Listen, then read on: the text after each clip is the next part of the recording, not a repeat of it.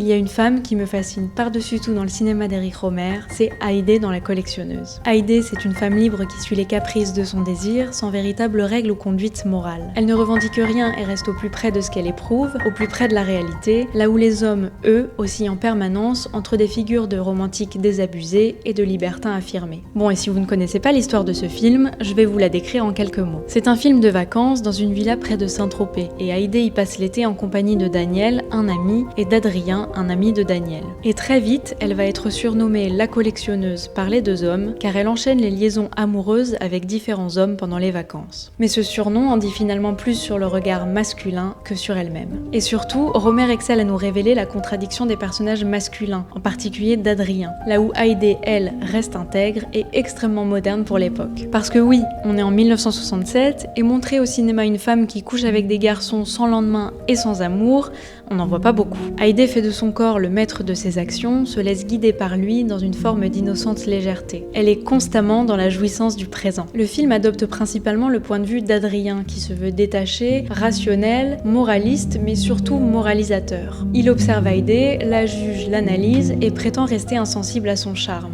En réalité, il désire faire partie de sa collection, mais tente de se persuader du contraire. Rohmer disait « On ne ment pas assez au cinéma ». Ici, les hommes se mentent surtout à eux-mêmes. Mais Haydée, elle, ne se raconte pas d'histoire, ne théorise pas. Elle vit pleinement et est peut-être la seule à être honnête envers son désir. Et c'est ça qui trouble les hommes, et moi, ça me fascine.